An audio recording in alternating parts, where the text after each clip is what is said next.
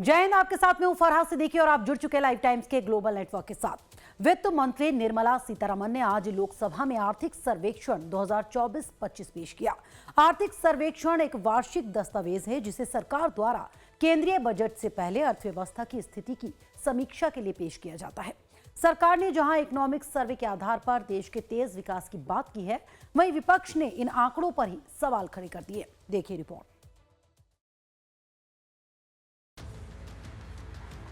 वित्त मंत्री निर्मला सीतारमण ने संसद में आर्थिक सर्वे के तौर पर देश की अर्थव्यवस्था का लेखा जोखा पेश किया। उन्होंने दस्तावेजों के जरिए देश की जो तस्वीर पेश की, उसके मुताबिक देश मजबूती के साथ विकास के रास्ते पर आगे बढ़ रहा है। इकोनॉमिक सर्वे के मुताबिक 2047 तक देश को विकसित भारत बनाने के लिए अगले 1 से 2 दशक तक 8% के दर से आर्थिक विकास करना होगा। आर्थिक सर्वेक्षण के मुताबिक शिक्षा, स्वास्थ्य, कौशल विकास और सोशल इंफ्रास्ट्रक्चर डेवलपमेंट के विकास के माध्यम से नागरिकों को सशक्त बनाने पर सरकार के फोकस में महत्वपूर्ण प्रगति आई है। वित्त वर्ष 2025 से 2026 में विकास दर 6.3% से 6.8% रहने का अनुमान है। सरकार के विभिन्न पहल और मौद्रिक नीतिगत उपायों से भारत में खुदरा महंगाई दर वर्ष 2024 के 5.4% से घटकर वित्त वर्ष 2025 में 4.9% पर आ गई है। आर्थिक सर्वेक्षण का कहना है कि मजबूत बाहरी खाते और स्थिर निजी खपत के साथ भारतीय अर्थव्यवस्था की बुनियाद मजबूत बनी हुई है। पूंजीगत व्यय और इसी के साथ ही व्यावसायिक अपेक्षाओं में सुधार से निवेश गतिविधियों में तेजी आने की उम्मीद है। सब्जियों की कीमतों में मौसमी कमी, खरीफ फसल की आवत के साथ वित्त वर्ष 2025 की चौथी तिमाही में खाद्य मुद्रास्फीति में नरमी की संभावना है। वित्त वर्ष 2024 से 2025 में रिटेल महंगाई 5.4% रही। 2026 के लिए भारत की आर्थिक संभावनाएं संतुलित बताई गई हैं। वैश्विक विपरीत परिस्थितियों से निपटने के लिए रणनीतिक, विवेकपूर्ण नीति प्रबंधन और इसी के साथ ही घरेलू बुनियादी सिद्धांतों को मजबूत करने की जरूरत होगी।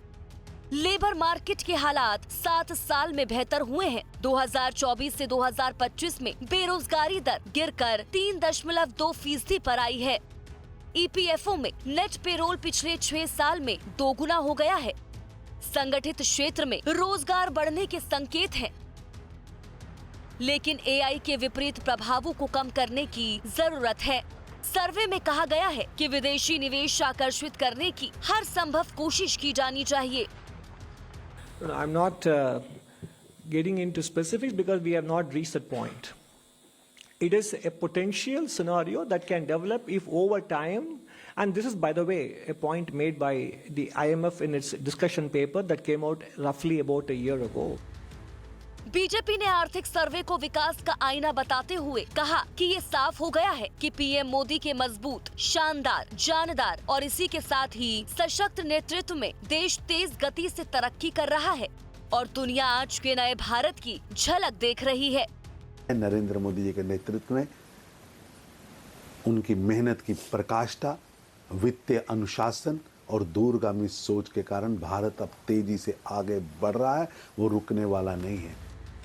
विपक्ष ने सरकार के आंकड़ों पर सवाल खड़े करते हुए कहा कि ग्लोबल कंपटीशन में देश लगातार पिछड़ रहा है, लेकिन सरकार हाथ पर हाथ रखकर बैठी हुई है। इकोनॉमी तो बढ़ रहा है, मगर ये स्केल जो उन लोग जो बता रहे वो स्केल में तो नहीं बढ़ रहा है। अनएम्प्लॉयमेंट अभी भी वैसा ही है। तो जो गांव में जो सिचुएशन है जैसा का वैसा ही है, 10 साल पहले जैसा था वैसा का है, वैसा ही दिख रहा है। तो पता नहीं ये डेटा कहाँ से लेके आ रहे हैं। और सदर्न स्टेट्स में तो उनका गवर्नमेंट नहीं है, हमको पता है क्या चल रहा है क्या नहीं चल रहा है।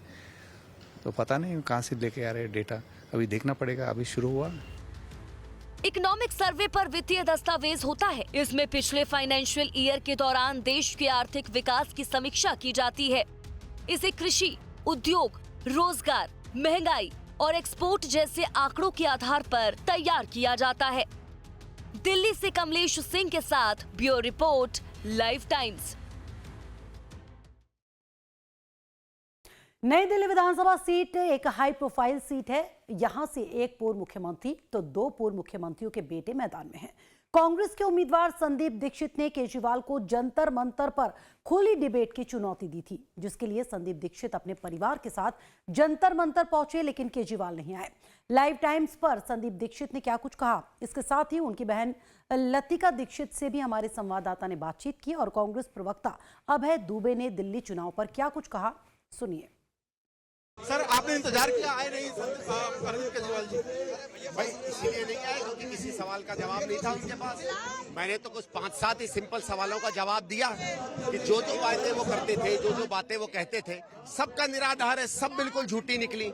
और ये तो वो 5-6 बड़ी बातें जो वो कहना चाहते थे, तो उनके तरफ से इसीलिए मैंने जवाब दिया कि जब जवाब ही नहीं होगा तो आप कैसे आओगे। आज उन्होंने कहा दिल्ली में जो जहर मिलाने की बात सामने आ रही है सर, आज वो गए थे इलेक्शन कमीशन भी, उन्होंने कहा कि हमने सबूत दे दिए हैं कि अमोनिया के माध्यम से ये जो जहर मिलाने का काम वो कर रही थी। सर, होता है अमोनिया जहर होता है?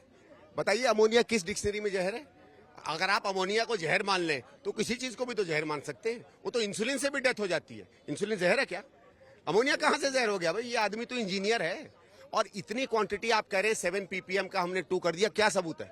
सबूत क्या है बताइए ना, आप उनसे पूछिए ना, मुझसे क्या पूछ रहे हैं? आप चूंकि इंतजार कर रहे थे, वो आए नहीं तो कहाँ वो आदमी बिल्कुल झूठ बोलता है, उससे पूछिए। नहीं तो सरकार से पूछना पड़ेगा। मैं सरकार नहीं हूँ। सरकार ने कहा 7 ppm का 2 हो गया, कहाँ है प्रूफ? वाटर टेस्ट कहाँ हुआ है? वाटर क्वालिटी टेस्ट कहाँ हुआ है? चलिए।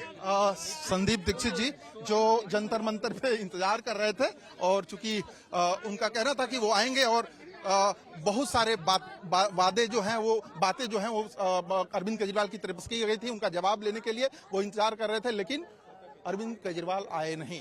जाहिर तौर पे दिल्ली में विधानसभा चुनाव है और उसके बढ़ते नजर आप देख सकते हैं कि ये सारी कवायदें लगातार जारी हैं। कैमरामैन भरत रावत के साथ मैं प्रशांत त्रिपाठी, लाइव टाइम्स दिल्ली। लतिका दीक्षित जी हमारे साथ हैं, ये शीला जी की बेटी हैं, संदीप जी की बहन है।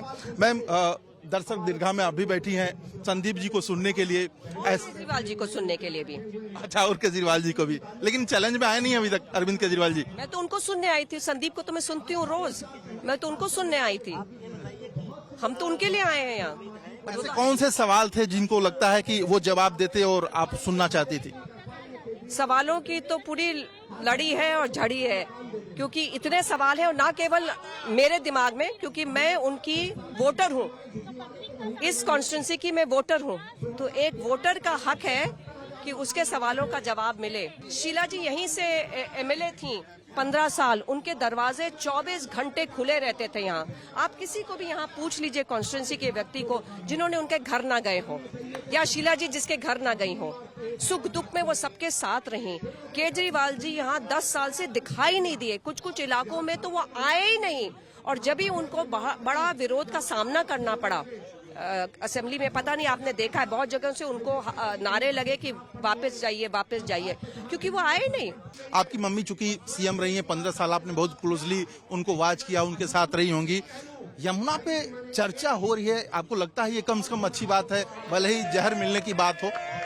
देखिए, ये तो बिल्कुल सरासर गलत बात है जो इन्होंने ये कही है कि किसी दूसरे गवर्नमेंट ने जहर मिला दिया है। मेरे हिसाब से ये तो बहुत ही ओछी चीज है।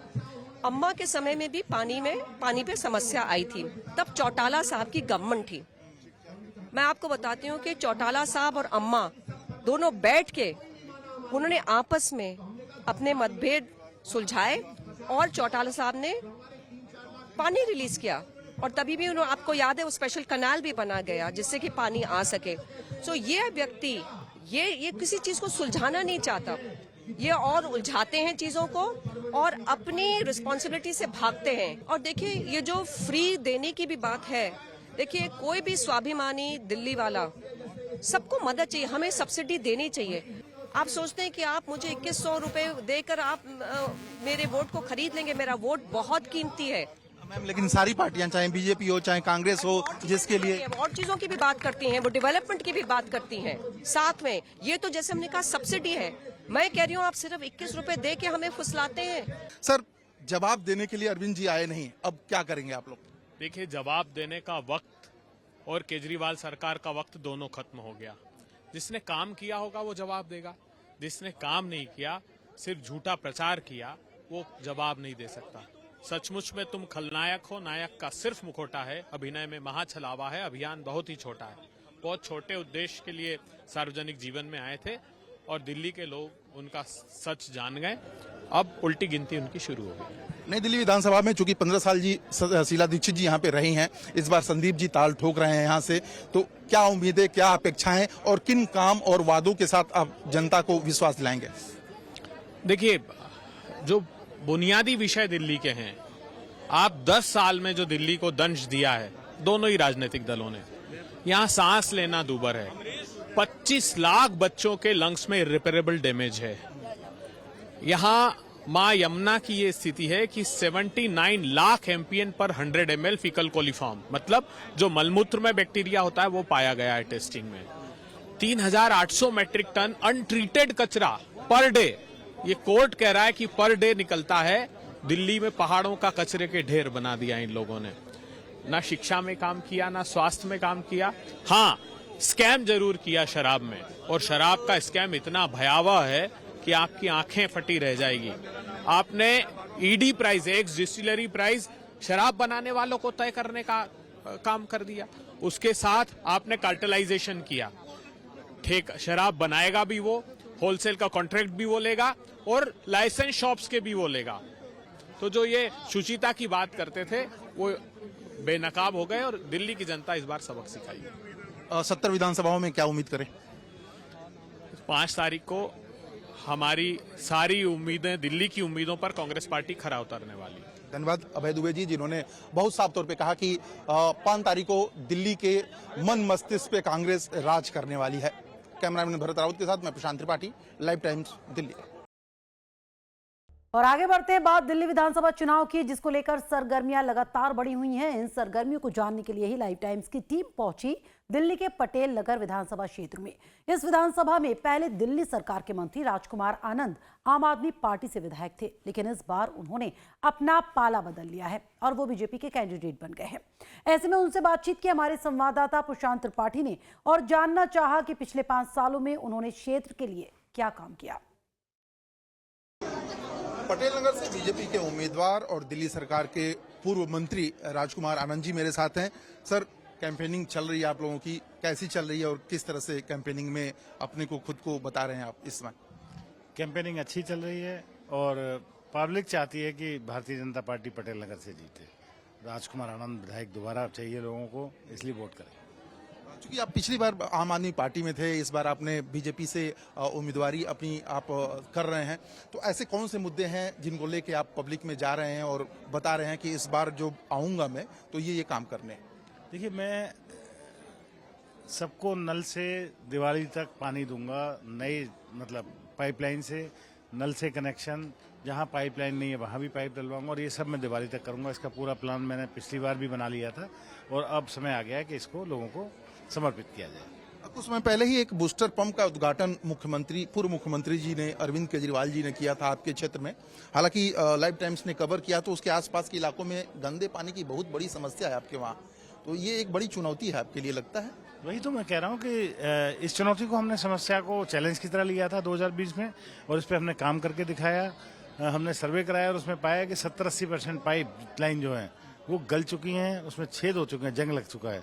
उन सबको चेंज कराना है पूरी विधानसभा क्षेत्र में। हम सबूत दे रहे हैं साहब, बीजेपी तो यमुना में अमोनिया बढ़ा के जहर बना रही है, उसको दिल्ली में नरसंहार करेगी। देखिए, अरविंद केजरीवाल ना बौखला चुके हैं। जिस पानी को आप पी रहे हैं, जिस पानी को मैं पी रहा हूँ, जिस पानी को प्रधानमंत्री नरेंद्र मोदी जी पी रहे हैं, वो पानी जहरीला है। जहरीला पानी, सिर्फ ऐसी कौन सी दृष्टि है केजरीवाल जी के पास जो उनको जहरीला दिखता है? और जो उन्होंने जहरीला किया, यमुना के पानी को पॉल्यूटेड किया, वो उनको नहीं दिखाई देता, वो पूरी दिल्ली को दिखाई देता है। और ये जो जहर आप बता रहे हैं हरियाणा ने मिला दिया, ये किसी को दिखाई नहीं दे रहा।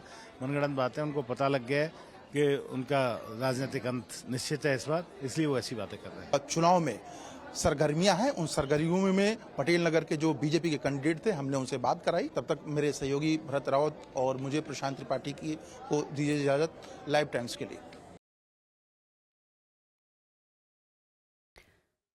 2 फरवरी को गोंडा के कोठा गांव में वर्ल्ड वैलेंटाइन डे मनाया जाएगा। इस मौके पर भव्य कार्यक्रम का आयोजन किया जा रहा है, जिसमें सीएम योगी के साथ साथ कई केंद्रीय मंत्री और प्रदेश के कई अन्य मंत्री भी शामिल होंगे। कार्यक्रम को लेकर तैयारियां जोरों शोर से चल रही हैं। तो गोंडा में इस कार्यक्रम का आयोजन किया जाएगा। मुख्यमंत्री योगी आदित्यनाथ समेत कई नेता और मंत्री इसमें शामिल होंगे। आगामी 2 तारीख को जब पूरा देश वर्ल्ड वेटलैंड डे मना रहा होगा, तब यहाँ गोंडा में भी वर्ल्ड वेटलैंड डे मनाने के लिए सूबे के मुख्यमंत्री योगी आदित्यनाथ यहाँ अर्गा पार्वती झील पर मौजूद होंगे। यहाँ आपको दिखा दें, ये अर्गा पार्वती झील है। ये इसकी भव्यता आप देख सकते हैं कि कितने बड़े पैमाने पर, कितने बड़े स्तर पर इसका क्षेत्र कितना बड़ा है। और ये अर्गा पार्वती झील, आपको बता दें कि ये पर्यटक स्थल के रूप में इसको विकसित करने की कवायद चल रही है और यहाँ पर योगी आदित्यनाथ इसी के परिप्रेक्ष्य में ये आ रहे हैं।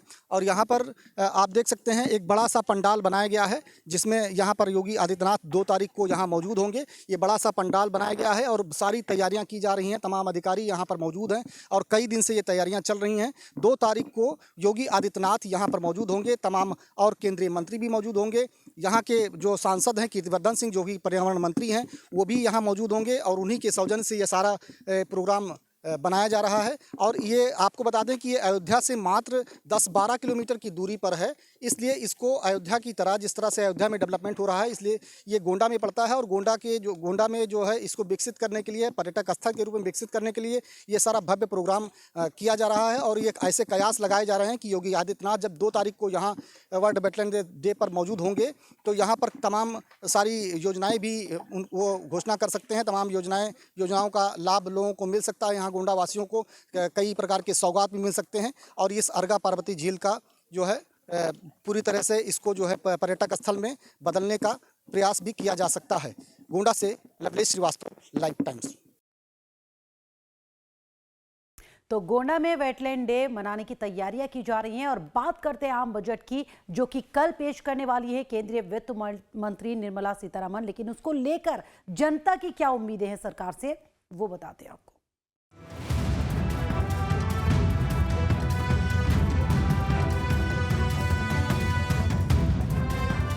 एक गिलास दूध देना भी बड़ा मुश्किल हो गया है। जो गैस का सिलेंडर हो 500 रुपए का हो जाए। तो सरकार से हम लोग का अपील है कि टैक्स स्लैब को बढ़ाया जाए।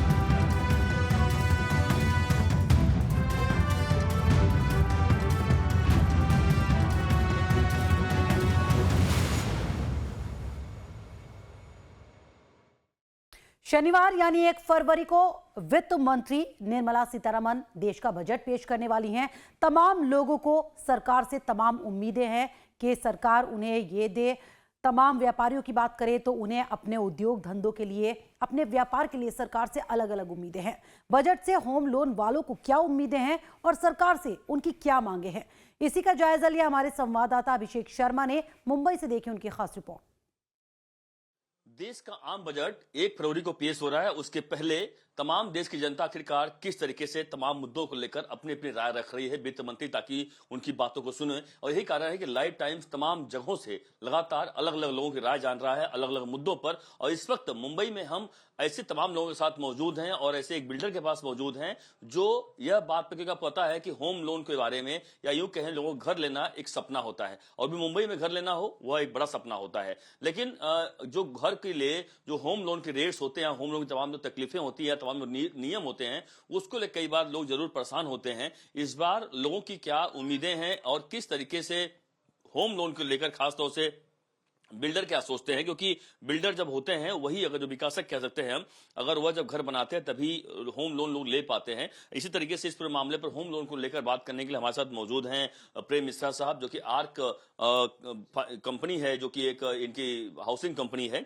उसके लिए इनका एक खुद का कंपनी है, खुद बिल्डिंग बनाते हैं बड़े। तो क्या कहेंगे प्रेम मिश्रा जी, जिस तरीके से होम लोन को लेकर एक लोगों के मन में कई चीजें होती है, क्योंकि आप लोग जब घर बनाते हैं तो लोग घर लेते हैं, बिल्कुल सही बात है, होम लोन लेते हैं। आपके हिसाब से क्या होम लोन में क्या होना चाहिए और क्या है इस वक्त, थोड़ा सा समझाएं आप। नहीं, होम लोन के लिए ऐसा है कि हमारे पास जो लोग आते हैं तो सबकी रिक्वायरमेंट तो होम लोन की होती है। सारे लोगों के पास ऐसा पैसा नहीं होता, क्योंकि मुंबई शहर जो है वो इतना कॉस्टली है कि उतना पैसा रख के मतलब नहीं, बैंक से आपको लोन लेना तो जरूरी है। उसमें जो मुझे लगता है कि सबसे बड़ी दिक्कत आती है कि बैंक का एक ऐसे है कि हम आपको 70% और 60% ही लोन देंगे, जबकि मुझे ऐसा लगता है कि अगर मेरा प्रोजेक्ट अप्रूव्ड है, रेरा में वो रजिस्टर्ड है, सारी चीज़ वेरीफाई करने के बाद इसमें एक 80-85% तक का लोन जो है बैंकों को सैंक्शन करना चाहिए। तो उसकी वजह से आम जनता को जो कि सैलरी वाला पर्सन है, जिसकी मंथली पगार फिक्स है, तो उसको ये लगता है कि भाई चलो मैं आज इतना पैसा भर लूंगा, बाकी मुझे महीने का फिक्स अमाउंट तो पगार में आ रहा है और बैंक से कट ये हो जाएगा। तो सबसे पहला मेरा ये बोलना है कि इसके ऊपर परसेंटेज लोन का जो है वो बढ़ाना चाहिए। मेरी डिमांड वित्त मंत्री महोदया से ये है कि जब हम लोन लेने जाते हैं इतनी फॉर्मेलिटी बताई जाती है, बाद में हमको मजबूरी में उतने कागजात हम लोग पूरा नहीं कर पाते, क्योंकि 3 साल का रिटर्न में क्या भरा है क्या नहीं भरा है, फिर एक कम है, आपका 1 करोड़ का घर है, मुंबई में जैसे 1 करोड़ के नीचे तो कोई घर है नहीं, 1 करोड़ का घर है तो आपको 60,000 मिले, 60 लाख मिलेगा, 70 लाख मिलेगा। तो ये सब समस्या हम लोग को आ रही है मुंबई शहर में घर खरीदने के लिए, और फिर हमको बाद में प्राइवेट में जाना पड़ता है तो वही लोन हो जाता है, लेकिन उसका इंटरेस्ट इतना ज़्यादा रहता है कि हम लोग फिर बाद में लोन भर नहीं पाते हैं। इससे बहुत सारे लोग जो है अपना घर मजबूरी में 2-4 साल में छोड़ देते हैं और बैंक सीज कर लेती है। सर एक चीज़ बताना चाहता हूँ, वित्त मंत्री से मैं एक निवेदन करना चाहता हूँ। जैसे कि हम जब लोन लेते हैं, लोन लेने के बाद में कभी हमारे साथ में कोई हादसा हो जाता है या किसी परिवार के साथ में कोई हादसा हो गया भविष्य में, तो एक ऐसी घटना हो जाती है कि बाद में उसके घर में कोई कमाने वाला नहीं रहता है, उसकी वाइफ होती है, हाउस वाइफ होती है, बच्चा होता है, अच्छे स्टैंडर्ड में पढ़ता है, वो जिनके माध्यम से लोन दिया जाता है, मतलब जो घर परिवार का मेन आदमी रहता है, जो अच्छा कमाईदार रहता है, जो अपने बलबूते के ऊपर पूरा ये लोन प्रोसेस करता है और अपना घर लेता है, अपना सुखी परिवार के साथ में रहता है, और सडनली कोई ऐसा हादसा हो जाता है जिसमें उसका नेचुरल डेथ हो जाती है। नेचुरल डेथ होने के बाद में ऐसी प्रॉब्लम आ जाती है कि उस घर परिवार के ऊपर वो बेचारा उसके घर में कोई आपके घर में ऐसा कभी हुआ है हादसा? जी सर, मेरे घर में मेरे भांजे के साथ में ऐसा हुआ है, जो नेचुरल डेट में एक्सपायर हो गया सडनली। 35 साल का लड़का था जो सडनली एक्सपायर हो गया, और आज की तारीख में उसका घर जो है बैंक वाले सीज करने के लिए निकले हुए, जो कि उसके घर में कोई भी कमाईदार नहीं है। और आज की तारीख में ये बताइए कि उन्होंने ऐसा सपने में भी सोचा नहीं था कि उनके परिवार के साथ में ऐसा कोई हादसा होगा, लेकिन आज वो पूरा परिवार रोड पे आ गया है। सर कितने का लोन लिया था, थोड़ा सा इसको बताएं। ये करीबन 70 लाख का लोन था सर, 70 लाख का लोन था, जिसमें मेरे ख्याल से 20 लाख उन्होंने पेबल कर चुके थे, अभी भी 50 लाख उनको पे करना बाकी था, और आज बैंक वाले उनको बहुत परेशान हैरेस्ट कर रहे हैं, और टोटली मतलब उनको बोल दिया है, नोटिस दे दिया है कि अभी आपको रूम खाली करना है। तो इससे मेरा कहने का मतलब है कि सर ऐसे सिचुएशन, मतलब ये इस तरह का लोन हो और ऐसे किसी के साथ में हादसा हो, तो सरकार ने इसके ऊपर कोई ना कोई अच्छा कोई नियम बनाना चाहिए जो उसके परिवार को इस तरह, मतलब नेचुरल डेथ में इंसान क्या कर सकता है, वो किसी के साथ में भी हादसा हो सकता है ना, तो इसके लिए सरकार ने कुछ ना कुछ नया नियम बनाना चाहिए और इसको फॉलो करना चाहिए, जो आगे चल के लोगों को उसका कुछ फायदा हो। ऐसा कोई कोई किसी के साथ में भी ऐसा हादसा हो जाए तो वो बेचारा अपने घर मकान से वो बेघर ना हो।